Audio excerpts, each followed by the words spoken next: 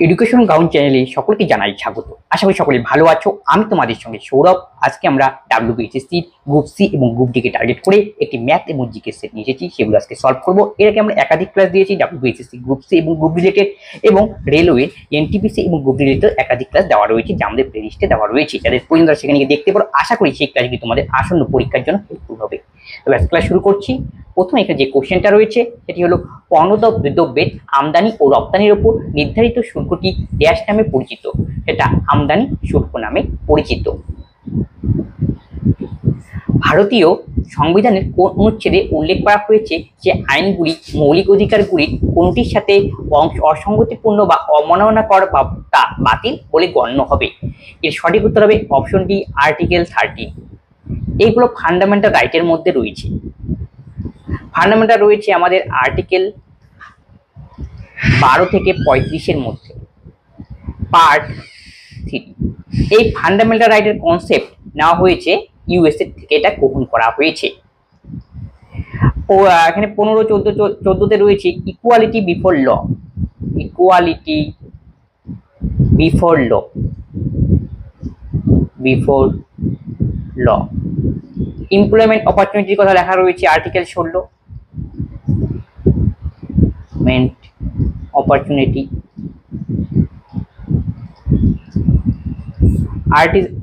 Article 15-তে রয়েছে কোনো discrimination করা যাবে না religion, race, caste, sex, place of বার্থের গ্রাউন্ডে। No discrimination, discrimination on the basis of religion, race, sex, caste ইত্যাদি, বার্থ, প্লেস।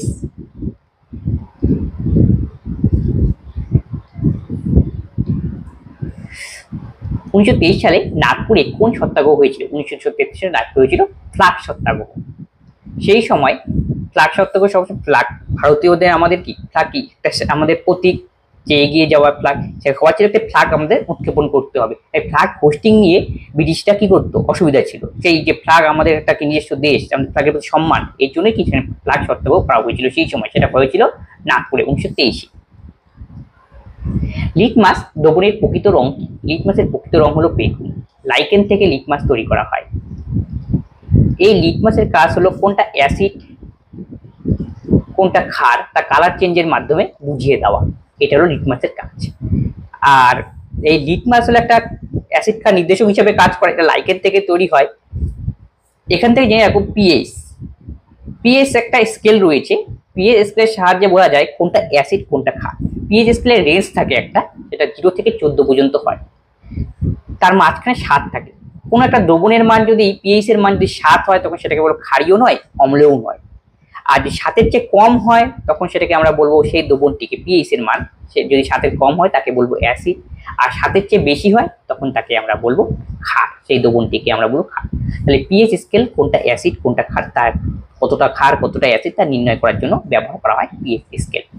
আর লিটমাস পেপারের সাহায্যে কোনটা অ্যাসিড কোনটা ক্ষার তা নির্ণয় করা একটা পেপার। নিচের কোনটি জোয়ার ভাটার বন্দর? কান্ডালা হলো জোয়ার ভাটার বন্দর, যা গুজরাটে রয়েছে। এটা একটা ট্যাক্স ফ্রি বন্দর, ট্যাক্স ফ্রি। বিশাখাপত্তনমে রয়েছে স্বাভাবিক পোতাশ্রয় দেখতে পাওয়া যায়। স্বাভাবিক পোতাশ্রয়।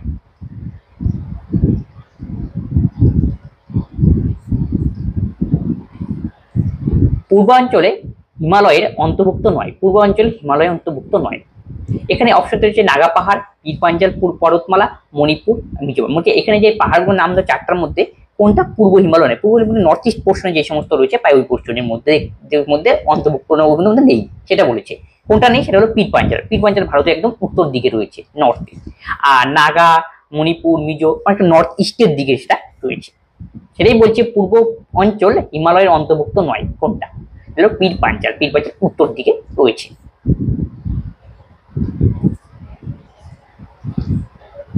রামমাম জলবিদ্যুৎ প্রকল্প কোথায় অবস্থিত? অপশন রয়েছে Darjeeling, option B Purulia, option C Bankura, option D Jalpaiguri.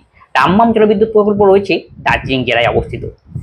এছাড়াও এখানে সিদ্রাপং জলবিদ্যুৎ প্রকল্প রয়েছে, সিদ্রাপং। এটা হলো ফার্স্ট জলবিদ্যুৎ প্রকল্প ভারতে, জলবিদ্যুৎ প্রকল্প, যা দার্জিলিং এ অবস্থিত।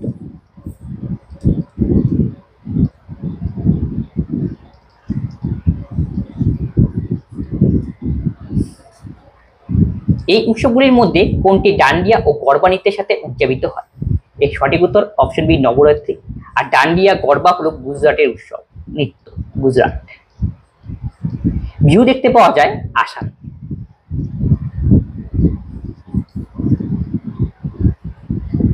এখন একটা ম্যাথ করব।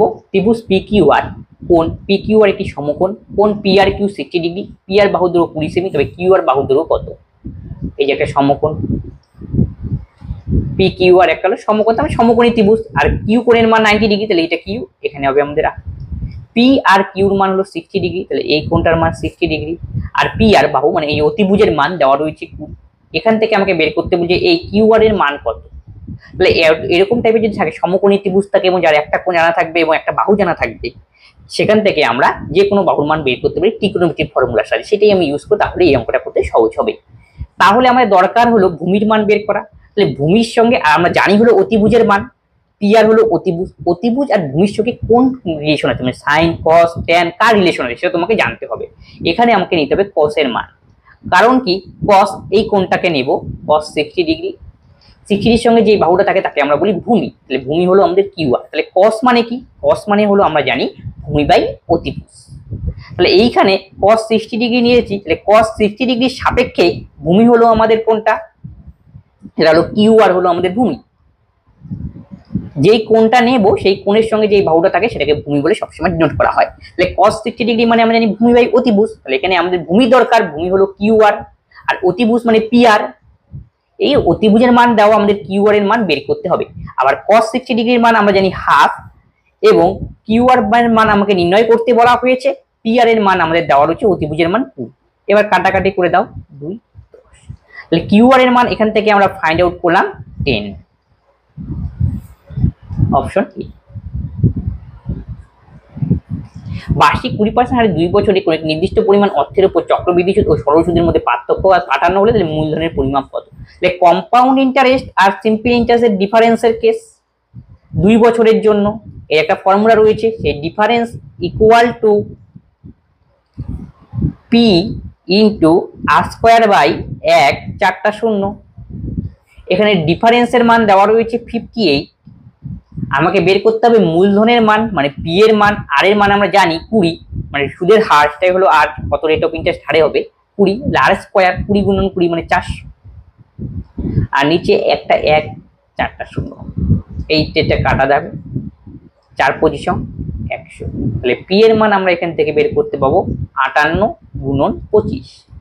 তাহলে 4 পজিশন মানে 100, 8 পজিশন 200, 200 শূন্য হাতে হলো 20। তাহলে 5 পজিশন 125, 125 আর 20 যোগ করলে 145। 1450 হবে আমাদের সঠিক উত্তর, option B. 10 kilometre per hour বেগে ধাবমান এক ব্যক্তি 60 কিলোমিটার পার আওয়ার বেগে ধাবমান ট্রেনের বিপরীত দিকে দৌড়ায়। ট্রেনটি 36 সেকেন্ডে ব্যক্তিটিকে অতিক্রম করে, ট্রেনের দৈর্ঘ্য কত? তাহলে দেখো কোন দিকে যাচ্ছে, বিপরীত দিকে। তাহলে এখানে রিলেটিভ ভেলোসিটির কেস নিচ্ছে, যখন একই দিকে যাবে তখন আমাদের রিলেটিভ ভেলোসিটি বের করতে গেলে বিয়োগ করতে হয়, আর বিপরীত দিকে যোগ করতে হয়। তাই রিলেটিভ ভেলোসিটি এখানে কোন দিকে যাচ্ছে, দুটি বিপরীত দিকে। এর জন্য দুটি ট্রেন যখন বিপরীত দিকে যাবে তখন রিলেটিভ ভেলোসিটি বের করতে গেলে আমাদের যোগ করতে হবে। আর একই দিকে যদি যায় সেম ডিরেকশন, তখন রিলেটিভ ভেলোসিটি বের করতে গেলে আমাদের বিয়োগ করতে হবে। একই দিকে গেলে বিয়োগ, ডিরেকশন একই দিকে গেলে রিলেটিভ ভেলোসিটি বের করতে গেলে বিয়োগ করতে হয়, আর বিপরীত দিকে গেলে রিলেটিভ ভেলোসিটি বের করতে গেলে আমাদের যোগ করতে হয়। তাহলে এখান থেকে রিলেটিভ ভেলোসিটিটা আগে বের করে নেই, সেটাই হবে। যেহেতু বিপরীত দিকে যে গিয়েছে, তার মানে কি আমরা রিলেটিভ ভেলোসিটি বের করে দুটো স্পিডে যোগ করে দেব। 10 আর 60 যোগ করলে হবে 70 কিলোমিটার পার আওয়ার। এখন বলছে তারা ট্রেনটির দৈর্ঘ্য কত, ট্রেনের লেন্থ ইকুয়াল টু আমরা কি জানি, স্পিড ইন্টু টাইম। তাহলে স্পিড হলো 70, কিলোমিটার পার আওয়ার থেকে মিটার পার সেকেন্ডে আনতে গেলে 5/18 দিয়ে গুণ, ইন্টু টাইম হলো 36 সেকেন্ড। তাহলে 18 দোকানে 36, 5 দোকানে 10, 700 মিটার হবে এই অঙ্কের সঠিক উত্তর।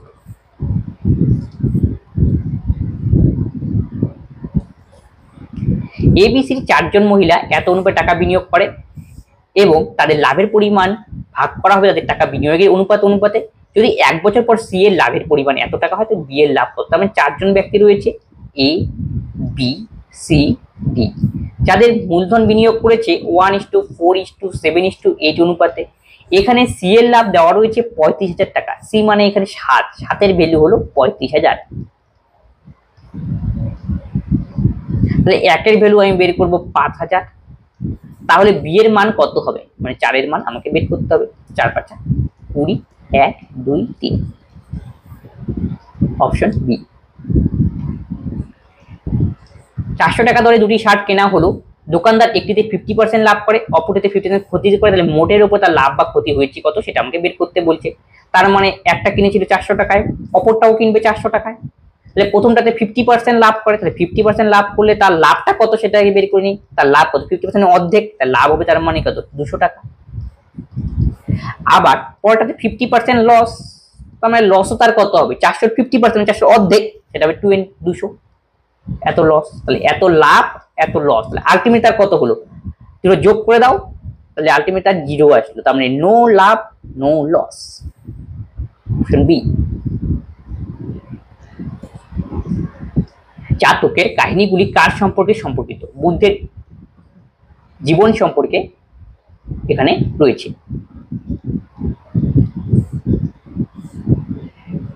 গৌতম বুদ্ধ জন্মগ্রহণ করেছিলেন, বুদ্ধের জীবন না, এখানে বুদ্ধের পূর্ব জীবন সম্পর্কে, অপশন বি। তাহলে গৌতম বুদ্ধ জন্মগ্রহণ করেছিলেন 563 বিসিতে আর মারা গিয়েছিলেন 483 বিসি। বার্থ আর ডেথ, মারা গিয়েছিলেন তিনি কুশীনগরে। নেপালের কপিলা বস্তিতে তিনি জন্মগ্রহণ করেন, নেপালের কপিলা বস্তিতে। গৌতম বুদ্ধ তো নেপালে জন্মগ্রহণ করে। আর বৌদ্ধ ধর্ম রিলেটেড একটা ধর্মগ্রন্থ থাকে, সেটার নাম হলো ত্রিপিটক। এই ত্রিপিটক কোন ভাষায় রচিত পরীক্ষায় জিজ্ঞেস করে, সেটা হবে পালি ভাষায় রচিত। বুদ্ধ তার যে ধর্মমত তা তিনি প্রচার করেছিলেন সারনাথে। প্রচার।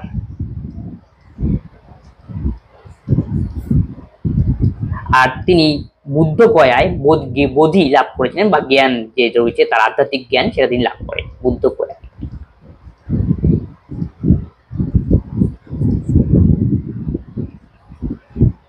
নিম্নলিখিত কোনটি একটি মেরুদণ্ডীর উদাহরণ? সবাই জানো এই সঠিক উত্তর স্তন্যপায়ী। স্তন্যপায়ী মানে কি? যারা কি মাতৃদুগ্ধ পান করে, সরাসরি বাচ্চা প্রসব করে, তাদের বলে স্তন্যপায়ী। তাদের নিজস্ব মেরুদণ্ড রয়েছে। একটি পাইপ 10 ঘন্টার মধ্যে একটি ট্যাঙ্ক পূর্ণ করতে পারে। এটি নিচে ফুটো থাকার কারণে ট্যাঙ্কটি 12 ঘন্টায় পূর্ণ করে। যদি ট্যাঙ্কটি পূর্ণ থাকে তাহলে সেটি ফুটো দিয়ে কত ঘন্টায় খালি করতে পারবে? একটি ট্যাঙ্ক পূর্ণ করে 10 ঘন্টায়, তারপরে পূর্ণ করে তো, কিন্তু ওখানে তো লিক ডেভেলপ হবে, দুটো মিলিয়ে তখন সময় নেয় 12 ঘন্টা। তাহলে এখান থেকে আমাকে বের করতে বলছে ট্যাঙ্কটি কত ঘন্টায় খালি করতে পারবে। তার মানে টোটাল ইউনিট কাজ আমাকে বের করে তারপরে বিয়োগ করে দিতে হবে। তাদের এলসিএম করে নেই, 12 আর 10 এর এলসিএম হলো 60। এখান থেকে এফিসিয়েন্সি হবে প্রথমটার, টোটাল ইউনিট কাজকে আমরা টাইম দিয়ে ভাগ করব। তাহলে প্রথমটা এফিসিয়েন্সি হবে 60/10, তার মানে 6। দ্বিতীয়টার এফিসিয়েন্সি হবে 60/12, তার মানে হবে 5। তাহলে একটা ভর্তি করে, এটা প্লাস এটা মাইনাস, আলটিমেটলি কত? 1 ইউনিট। তার মানে আমরা বলছে কতক্ষণে খালি করবে, খালি করতে টাইম নেবে টোটাল ইউনিট 60/1, 60 ঘন্টা, অপশন সি। দুটি সংখ্যা লসাগু তাদের গসাগু 14 গুণ। যদি একটি সংখ্যা 36 হয়, লসাগু গসাগু যোগফল 270 হয়, তবে অন্য সংখ্যাটি কত? দুটি সংখ্যা লসাগু এবং গসাগু রিলেশন দেওয়া রয়েছে। বলা হয়েছে লসাগু তার গসাগু 14 গুণ। গসাগু যদি x ধরো তাই লসাগু হবে 14x। এখন দেখো আবার বলা হয়েছে লসাগু আর গসাগু যোগফল দেওয়া হয়েছে 270, তার মানে যোগফল মানে দুটোর যোগফল। 14 আর x, 14x আর x মানে 15x। 15x এর ভ্যালু দেওয়া রয়েছে 270। তাহলে x এর মান আমরা বের করব 270/15। 15কে 15, 27 থেকে 15 গেলে 12, 120। তাহলে 8 15 120। তাহলে x এর মান আমরা এখানে বের করলাম 18। তাহলে x এর মান যখন 18 বের এখান থেকে লসাগুর মানটা বের করতে পারি। লসাগু হলো 14x, তাহলে 14 × 18 হলো আমাদের এলসিএম এর মান, মানে লসাগুর মান। এটা লসাগুর মান। আর গসাগুর মান এক্স, সেটা হলো 18। আমাকে কি বের করছে, অন্য সংখ্যাটি কত, কিন্তু একটি সংখ্যা আমাদের জানা আছে 36। তাহলে এখান থেকে একটা ফর্মুলা আমাদের জানা আছে, যে হলো সংখ্যা দুটির গুণফল ইজ ইকুয়াল টু লসাগু গুণন গসাগু। মানে দুটি সংখ্যা যদি আমরা লসাগু এবং গসাগু বের করি, লসাগু আর গসাগুর গুণফলটা হয় সংখ্যা দুটির গুণফলের সমান। তাহলে দেখো এখান থেকে আমাদের দরকার একটার মান বের করা, সেটা মনে করে এর মান বের করবো। তাহলে লসাগু ইন্টু গসাগু, লসাগুর মান আমাদের 14 গুণন 18, আর গসাগুর মান আমাদের 18 গেল, লসাগু গসাগু হয়ে গেল। আর নিচে কি একটি সংখ্যা দিতে হবে, একটি সংখ্যা আমাদের 36, সেটা নিচে বসবে। 18 দোকানে 36, 2 দিয়ে কাটলে 9, 4 নং 36, 6 9 3 12, অপশন এ। একটি সংখ্যা যখন 7 দিয়ে ভাগ করা হয় তখন 4 অবশিষ্ট হবে। ওই সংখ্যার বর্গকে যদি 7 দ্বারা ভাগ করা হয় কত অবশিষ্ট হবে? তাহলে এমন একটি সংখ্যা ধরে নাও, ওই টাইপের ক্ষেত্রে একটা এক্সাম্পল করে ধরে নিবে একটা মন মতো, যাকে ভাগ করলে 7 দিয়ে ভাগ করে 4 অবশিষ্ট, তখন 7 এর সঙ্গে আমি 4 যোগ করে নিই, 7 আর 4 যোগ করলে 11। তাহলে 11 যদি হয়, সংখ্যাটা আমি ধরলাম 11। এখন 11কে 7 দিয়ে ভাগ করো, তাহলে 7কে 7, 4 অবশিষ্ট হলো। ঠিক আছে, আমাদের ধরাটা তাহলে প্রথম লজিকটা আমি ধরা যেটা ধরলাম সেটা ঠিক আছে। তার মানে এবার কি করব, বলছে সংখ্যাটার বর্গ করতে। সংখ্যাটা ধরেছিলাম আমি 11, তার বর্গ করতে হবে। 11 বর্গ মানে 121। তাকে বলছে 7 দিয়ে ভাগ করো। এবার 7কে 7, 12 থেকে 7 গেলে 5, 51, 7 7 49। তাহলে বলছে তখন রিমাইন্ডার কত হবে, মানে তখন ভাগশেষটা কত হবে, এটা হবে 2, অপশন ডি। তাহলে এই টাইপের অঙ্কটাকে আমি ধরে নেব। কি করে, 4 অবশিষ্ট যেহেতু তাকে 7 এর সঙ্গে 4 যোগ করে সংখ্যাটা হলো আমাদের 11, এখন সেটাকে 7 দিয়ে ভাগ করতে বলছে, 7 দিয়ে ভাগ করে দিলাম, অবশিষ্ট 4। ঠিক আছে, আমি ধরাটা ঠিক হলো। তাহলে ধরা ঠিক। এখন বলছে এই ধরা অনুযায়ী ঠিক। এখন বলছে এই সংখ্যাটাকে বর্গ করো, বর্গ করেছি, বর্গ করে 7 দিয়ে ভাগ করলে কত হবে অবশিষ্ট, সেটাই আমাকে বের করতে বলেছে। কেইবুল লামজাও জাতীয় উদ্যান কোন হ্রদে দেখতে পাওয়া যায়? লকটাকে দেখতে পাওয়া যায়। লকটাক একটা ভাসমান হ্রদ, যেটা রয়েছে মণিপুরে। মণিপুরে। আর যদি পরীক্ষায় যদি তোমাকে জিজ্ঞেস করে একটি ভাসমান ন্যাশনাল উদ্যান কোনটা, তবে কেইবুল লামজাও, যেটা মণিপুরে অবস্থান করেছে। ডাল এবং উড়ার দেখতে পাওয়া যায় কাশ্মীরে।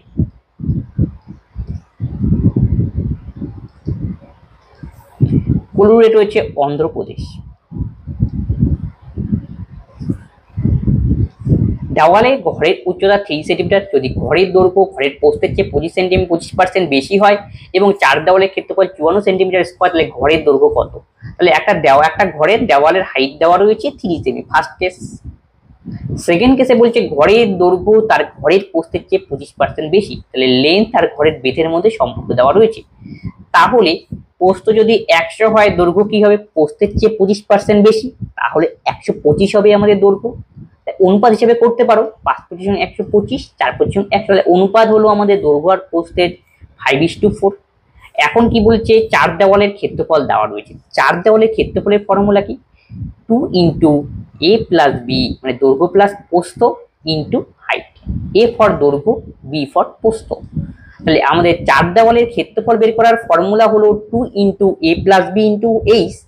তাহলে এখানে আমাদের দেওয়া রয়েছে ক্ষেত্রফল, তার মানে একটা বাহু দৈর্ঘ্য যদি আমি 5x ধরি দৈর্ঘ্যটা, তাহলে প্রস্থ আমাদের 4x হবে অনুপাত আকারে, এবং হাইট তো আমাদের জানা। তাহলে 4 দেওয়ালের ক্ষেত্রফল হবে আমাদের 2 ইন্টু a প্লাস বি, মানে দৈর্ঘ্য যোগ প্রস্থ, 5 4 9x, ইন্টু হাইট মানে আমাদের 3, এই যে 3। তাহলে 3 নং 27, 3 নং 27 দোকানে 54x, 54x আমাদের ধরা হিসাবে ক্ষেত্রফল, এটা ধরা হিসাবে ক্ষেত্রফল। এই যেটা কিসের ক্ষেত্রফল বের করলাম আমরা? 4 দেওয়ালের ক্ষেত্রফল, 4 ওয়ালের ক্ষেত্রফল। এই যে 4 দেওয়ালের ক্ষেত্রফল দেওয়া রয়েছে আমাদের 54, তাহলে আমি বলতে পারি 54x হলো আমাদের 4 দেওয়ালের ক্ষেত্রফল ধরা হিসাবে, আর যার মানই দেওয়া রয়েছে 54, তাহলে x এর মান 1। এবার মানটা পুট করে দাও, তাহলে লেন্থ হবে আমাদের x = 1 পুট করলে 5 অক্ষে 5, বেরিত হবে আমাদের 1, 4 অক্ষে 4, এটা হবে ব্রেথ। এখন কি বলছি, ঘরের দৈর্ঘ্য কত? ঘরের দৈর্ঘ্য 5, অপশন। প্রস্থ হলো 4 এবং হাইট হলো 3। ভারতীয় সংবিধানে নিচের কোনটি শব্দের উল্লেখ নেই? যুক্তরাষ্ট্রীয় কাঠামোর উল্লেখ নেই। ভারতের জাতীয় কংগ্রেসের নিচের কোন অধিবেশনে মহাত্মা গান্ধী সভাপতিত্ব করেছিলেন? অপশন সি, 1924 সালে বেলগাঁও অধিবেশনে মহাত্মা গান্ধী সভাপতিত্ব করেন। এটাই ছিল গান্ধীজির একমাত্র অধিবেশনে সভাপতিত্ব করা, আর গান্ধীজি কোনো অধিবেশনে তিনি সভাপতিত্ব করেননি। তাহলে একটাই, ওয়ান অ্যান্ড অনলি গান্ধীজি সভাপতিত্বে। এখান থেকে মনে করো 1925, আর প্রথমবার যে সভা সেটা হয়েছিল 1885 সনে। বোম্বেতে হয়েছিল। তখন প্রেসিডেন্ট ছিলেন ডাব্লিউ.সি. ব্যানার্জি।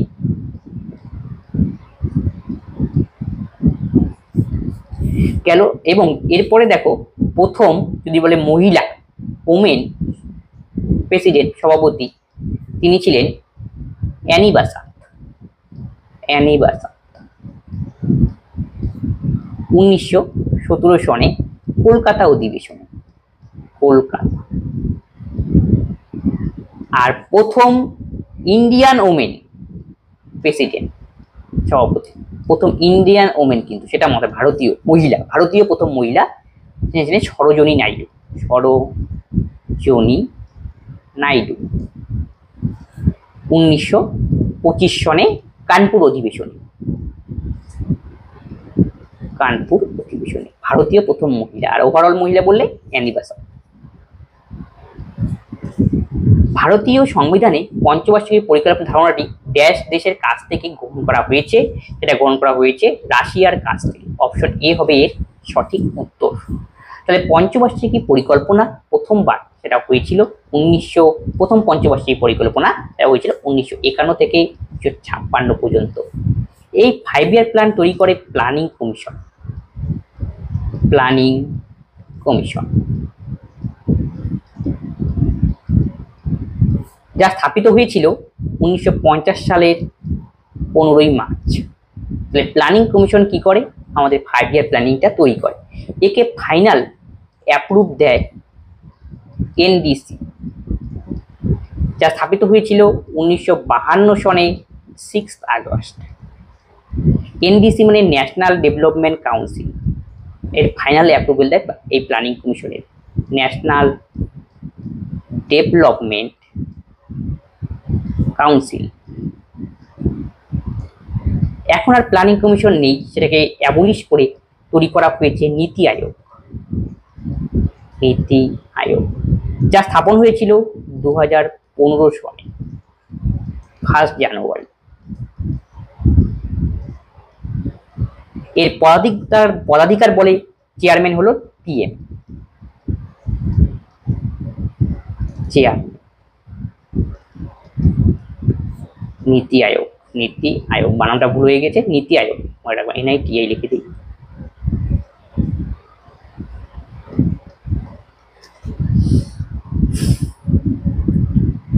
বিখ্যাত উপন্যাস the god of small thing লিখেছিলেন কে? লিখেছিলেন অরুন্ধতী রয়। তার আরো উপরে অনেক উপন্যাস রয়েছে, লাইটিং রয়েছে। দ্য আটমোস্ট হ্যাপিনেস, তার বিখ্যাত একটা লেখা আটমোস্ট হ্যাপিনেস। হ্যাপিনেস।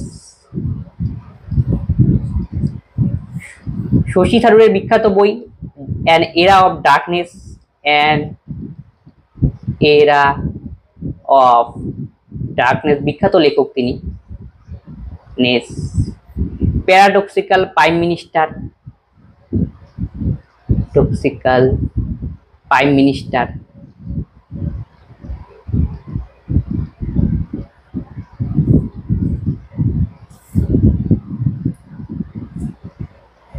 একজন মাঝি স্রোতের প্রতিকূলে 1 ঘন্টায় 2 কিলোমিটার যায় এবং 10 মিটার স্রোতের অনুকূলে 1 কিমি যায়। স্থির জলে 5 কিলোমিটার যেতে তার কত সময় লাগবে? প্রতিকূল মানে আপস্ট্রিমের গতিবেগ আমরা বের করে নিই। গতিবেগ মানে ডিস্টেন্স বাই টাইম। 2 কিলোমিটার যায় 1 ঘন্টায়, তাহলে তার গতিবেগ হবে 2 কিলোমিটার পার আওয়ার, কিন্তু যেটা আপস্ট্রিমের ক্ষেত্রে। এবার স্রোতের অনুকূল মানে ডাউন স্ট্রিমের ক্ষেত্রে সে 10 মিনিটে স্রোতের অনুকূলে 1 কিমি যায়। 1 কিমি যায় 10 মিনিট মানে কি ঘন্টায় বানাবো, মিনিটকে যদি ঘন্টা মানে 60 দিয়ে ভাগ করতে হবে, 10কে যদি 60 দিয়ে ভাগ করি 1/6 ঘন্টা, তাহলে আলটিমেটলি 6 কিলোমিটার পার আওয়ার। তাহলে আমাদের কি বের করতে বলছে? স্থির জলে 5 কিমি যেতে তার কত সময় লাগবে, তার মানে বোটের স্পিড আমাকে বের করতে হবে। বোটের স্পিড বের করার ফর্মুলা হলো ডাউন প্লাস আপ বাই 2। তাহলে 6 প্লাস 2/2, 6 2 8, 8 থেকে 2 বিয়োগ ভাগ করলে 4 কিলোমিটার পার হলো বোটের স্পিড, স্থির জলে নৌকার গতিবেগ।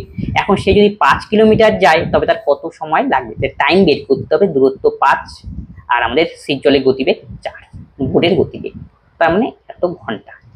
তাহলে ভাগ করলে আমরা পাবো 1/4 ঘন্টা, তার মানে 1 ঘন্টা তো হবেই, আর 4 × 60 মানে 1 ঘন্টা 15 মিনিট। Option C. একটি বাক্সে 3:5:7 অনুপাতে ভিন্ন ধরনের পুরনো কয়েন রয়েছে, সেই পুরনো কয়েনগুলি যথাক্রমে 1 টাকা, 5 টাকা এবং 10 টাকা। বাক্সে কয়েনের মোট মূল্য 490 টাকা। 10 টাকার পুরনো কয়েনের সংখ্যা কত? তারপরে নাম্বার দেওয়া রয়েছে, তার মানে 3:5:7 অনুপাতে। একদমটা 1 টাকা, পরেরটা 5 টাকা, তারপরে 10 টাকা। তার টোটাল টাকা দেওয়া রয়েছে 400। তার মানে নাম্বারকে আমি প্রাইসে কনভার্ট করব। তোমার কাছে ধরো 1 টাকার কয়েন 3টা রয়েছে, টাকাতে হবে কত? 3 টাকা। 5 টাকার কয়েন 5টা রয়েছে, তার টাকাতে কত হবে? 5×5 = 25 টাকা। একই রকম পরেরটা 70 টাকা। এই যে টোটালটা সাম করলে আমি টোটাল প্রাইস পাবো, এই টোটাল প্রাইসের ভ্যালু দেওয়া 490 টাকা। টোটাল সামটাকে করে নাও, তাহলে 25 আর 3 28, তাহলে 8 8ই আর 28 তো হয় 2 7 2 9 98। এই অনুপাতগুলো যোগ করলাম, এই 98 এর ভ্যালুই দেওয়া রয়েছে। টোটাল টাকা হলো 490 টাকা। তাহলে একের ভ্যালু আমরা বলবো 490/98 টাকা। আমাকে বের করতে বলেছে 10 টাকার পুরনো কয়েনের সংখ্যা কত। 10 টাকার কয়েনের সংখ্যা কত? 10 টাকার কয়েনের সংখ্যা নাম্বার আমাকে বের করতে হবে। 10 টাকার কয়েন মানে 7-এর ভ্যালু আমাকে বের করতে হবে। এই যদি 5 টাকার কয়েনের সংখ্যা 5-এর ভ্যালু বের করতাম, 1 টাকার কয়েনের সংখ্যা বের করে 3-এর ভ্যালু বের করতাম। 7 14 98, কাটাকাটি করে দাও। 7 7 49, একটা 0, 7 দোকানে 14, 2 দিয়ে কাটলে 35। তাহলে 35 হবে আমাদের সঠিক উত্তর।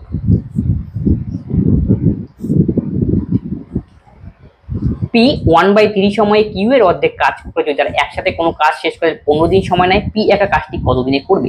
তাহলে পি 1/3 সময় কিউ এর অর্ধেক কাজ করে। কিউ আমি ধরলাম কিউ একদিনে,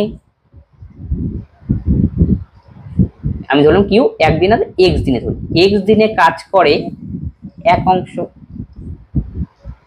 তাহলে কিউ একদিনে কাজ করবে 1/x অংশ। তারপরে আবার পি কি বলছে? 1/3 সময়ে, 1/3 মানে x/3 সময়ে এত দিনে কাজ করবে কিউ এর অর্ধেক, তার মানে 1/2 অংশ। তাহলে পি একদিনে কাজ করবে, তাহলে এটা উপরে যাবে 3/2x অংশ। তাহলে এখান থেকে একদিনে কাজ করা মানে 1 মিনিটে বা একদিনে কাজ করা আমরা আসলে এফিসিয়েন্সি। তাহলে কিউ আর পি এর এফিসিয়েন্সিটা আমরা বের করে নিই। কিউর এফিসিয়েন্সি হলো, এটা এফিসিয়েন্সি একদিনে কাজ করা মানে 1/x, পি এর হলো 3/2x। এটা কাটা, কোনাকুনি 2 দিয়ে গুণ করে দিলাম, 2 অক্ষে 2। এটা হলো এফিসিয়েন্সি রিলেশন দুজনের। এখন বলছে তারা একসাথে কোনো কাজ 15 দিনে করে। তাহলে একসাথে যদি করে তাহলে টোটাল ইউনিট কাজ আমাদের কি? Time into efficiency. তাহলে 15 হলো টোটাল টাইম, আর টোটাল এফিসিয়েন্সি দুজনের যোগ করতে হবে, 3 2 5, 5 15 75 হলো টোটাল ইউনিট কাজ। এখন এই কাজটা কে করবে বলছে? পি একা যদি করে, তাহলে পির এফিসিয়েন্সি দিয়ে ভাগ করব, পির এফিসিয়েন্সি হলো 3। তাহলে পির টাইম আমাকে বের করতে বলছে। টোটাল ইউনিট কাজ 75, per efficiency 25। Option B. A ও বি 12 দিনে একটি কাজ করে, বি সি 15 দিনে, এ হচ্ছে 36 দিনে। তিনজনে একসাথে কতদিনে কাজটি করবে? তাহলে এ প্লাস বি একটি কাজ করে 12 দিনে, বি আর সি করে 15 দিনে, এ আর সি করে 36 দিনে। এর এলসিএম 180, 12 12, 6 60, 12 6 হ্যাঁ হলো 5 12 60, 15 15 আর 15 3, 15 দোকানে 30, 5 6 30, 3 5 15 3 18। তার মানে পরেরটা হবে এ প্লাস সি, এরটা হবে 3, 5 হবে। দেখো 5 দিয়ে গুণ করো, 5 6 30 0, 3 15 18। তো এগুলো আমরা এফিসিয়েন্সি পেয়ে গেলাম। সবগুলো ডবল ডবল করে রয়েছে, 2 ইন্টু এ প্লাস বি প্লাস সি। তাহলে 12 15 12 27, 15 12 27 আর 5 32, টোটাল হলো 32। কিন্তু আমাদের দরকার খালি এ প্লাস বি প্লাস সি এর এফিসিয়েন্সি। তাহলে 32 কে 2 দিয়ে ভাগ হবে মানে 16, দুটা দিয়ে ভাগ হয়ে গেল। তাহলে A plus B plus total efficiency 16।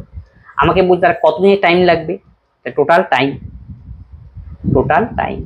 Total unit কাজ 180 ডিভাইডেড বাই 16, কাটাকাটি করলে 2 দিয়ে 90, 8 45, 4 4 11 44, 11.25। টোটাল টাইম লাগবে এখন 11.25। তাহলে এখানে সবগুলো ডবল ডবল হয়েছিল, টোটাল এফিসিয়েন্সি হলো আমাদের 32, যেহেতু আমাদের খালি a plus B plus C এর এফিসিয়েন্সি মানে 2 দিয়ে ভাগ করে দিলাম, তাহলে a plus B plus C এর এফিসিয়েন্সি 16। তাহলে টোটালের ওভারঅল টাইমের দরকার আমাদের, টোটাল টাইম দরকার আমাদের। টোটাল টাইম মানে হলো আমাদের টোটাল ইউনিট কাজ 180, টোটাল এফিসিয়েন্সি দিয়ে ভাগ, এখন a প্লাস বি টোটাল 16 দিয়ে ভাগ করে দিলাম, অ্যান্সার 11.25। Option D. 3 জন শিক্ষার্থীর দ্বারা একটি পরীক্ষাতে গড় নম্বর হলো x, 3 জনের এভারেজ হলো x। একজন নতুন শিক্ষার্থীর নম্বর বিবেচনা করা হলো, নতুন জন একজন আসলো, তাহলে 4 জন হলো। এখন গড়টা বলেছে 2 বৃদ্ধি পেল, তাহলে নতুন শিক্ষার্থীর বয়সে নতুন শিক্ষার্থীর দ্বারা প্রাপ্ত নম্বর কত? তাহলে 4 জন হলো, এখন 4 জনের জন্য কত পেলো 2, আলটিমেট কত হলো বাড়লো 4 দোকানে 8। তাহলে ইনিশিয়াল 3 জনের গড় কত ছিল x, তাহলে টোটাল প্রাপ্ত নম্বর নতুন শিক্ষার্থীর x প্লাস। Option C. একটি মিশ্রণে অ্যালকোহল ও জলের অনুপাত 5:4, 4 লিটার জল মেশানোর ফলে তার নতুন অনুপাত 7:9 হয়। তাহলে অ্যালকোহল আর এর অনুপাত 5:4, অ্যালকোহল আর হলো ওয়াটার 5:4। তাহলে 4 লিটার ওয়াটার মেশানো হলো, 4 লিটার জল মেশানোর ফলে নতুন অনুপাত দাঁড়ালো হলো 7:9। তাহলে কি মেশানো হয়েছিল? ওয়াটার। তাহলে ওয়াটারকে আমি সমান করব, তাহলে ওয়াটারকে যদি আমরা সমান করতে চাই তাহলে উপরটাকে আমাকে গুণ করতে হবে 9 দিয়ে, আর নিচেরটাকে গুণ করতে হবে 4 দিয়ে। তাহলে 4 5 নং 45 আর 4 নং 36। এই যে প্রথমেরটা অ্যালকোহল, তারপরটা হলো ওয়াটার। একই রকম ভাবে 4 7 28, 4 নং 36, ওয়াটার সেম হয়ে গেল। কতটা অ্যালকোহল মেশালো সেটাই তো বের করতে বলছে। প্রদত্ত মিশ্রণে অ্যালকোহলের পরিমাণ নির্ণয় করতে বলছে। আচ্ছা, কতটা অ্যালকোহল মেশানো আমার দরকার নেই, সরি, যদি 4 লিটার জল মেশানো হয় তো জলটাকে, তাহলে জল মেশানো হলে অ্যালকোহলকে আমাকে সমান করতে হবে, দেখতে বলে জল মেশানো হলে অ্যালকোহলকে সমান করতে হবে। জল মেশানো হলে অ্যালকোহলকে সমান করব, তাহলে একে 7 দিয়ে গুণ করব আর একে 5 দিয়ে গুণ করব। 5 7 35, 4 7 28, 5 7 35, 5 9 45। এই যে অ্যালকোহল সমান হয়ে গেল, কেন? জল মেশানো হয়েছে, তাহলে অ্যালকোহলটাকে সমান করতে হবে। কতটা মেশানো হলো? 15 থেকে 8 বিয়োগ করলে 7, আর 4 থেকে 3 বিয়োগ করলে 17। এই 17 ভ্যালু হলো 4 লিটার। তাহলে আমি এখানে আরো নতুন করে লিখছি, 17 ভ্যালু হলো 4 লিটার। তাহলে 1 ভ্যালু হবে 4/17 লিটার। আমি কি বের করতে হবে? প্রদত্ত মিশ্রণে অ্যালকোহলের পরিমাণ কত ছিল, অ্যালকোহল মানে 35 ভ্যালু আমাকে নির্ণয় করতে হবে। 4 5 20 0, 3 4 12 আর 2 14, 17 দিয়ে ভাগ, 8 17 136, 8 পয়েন্ট সামথিং দিয়ে অ্যান্সার, তার মানে অপশন ডি। বার্ষিক 8% সুদের হারে 4 বছরে এত টাকা সরল সুদ, 2 বছরে এত পার্সেন্ট 9000 টাকা সরল সুদের সমান হলে 8%, মানে I equal to P T R T. 6000 টাকা প্রিন্সিপাল, তাহলে I equal to P, P এর মান হলো এত, পি ইন্টু টি হলো 4, এই যে 8/100। আই এর মান বের করে দিলাম ফার্স্ট কেস থেকে। দ্বিতীয় কেসের আইও সমান হবে একই রকম ভাবে, দ্বিতীয় কেসের প্রিন্সিপাল হলো 9000, পি টি হলো 2 আর আর এর মান 12, নিচে 100। এটাই অঙ্ক। তাহলে এই তিনটা চলে গেল 4 দিয়ে, এই যে 3 4 12, তাহলে 3 দোকানে 6, 2 2 কাটলাম, তাহলে আর এর ভ্যালু আমরা এখান থেকে বের করলাম 9, অপশন সি। আজকের ক্লাসে এই 31খানা কোশ্চেন ছিল, অঙ্ক এবং জিকে মিলিয়ে সবগুলোই সলভ করে দিলাম। কোনো অঙ্কে যদি ডাউট হয় বা কোনো জিকেতে ডাউট হয় অবশ্যই তোমরা কমেন্ট বক্সে কমেন্ট করবে। বন্ধুদের সঙ্গে এই ক্লাসগুলি শেয়ার করে দাও, যাতে সকলেই এই ক্লাস দেখে উপকৃত হবে। আজকের ক্লাস আমরা এখানেই শেষ করছি, পরবর্তী ভিডিওতে আবার তোমাদের সঙ্গে দেখা হচ্ছে। ধন্যবাদ।